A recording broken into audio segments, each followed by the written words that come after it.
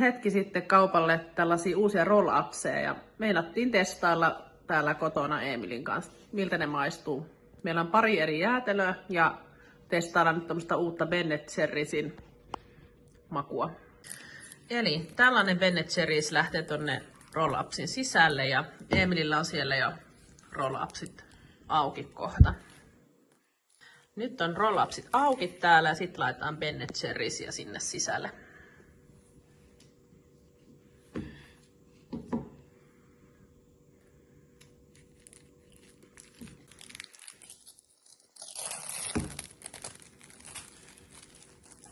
Tämän näköinen rulla tulee, sen voi taitella vielä sieltä molemmista päistä ja sit vaan maistamaan.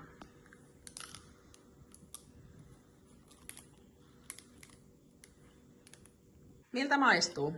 On ihan hyvä.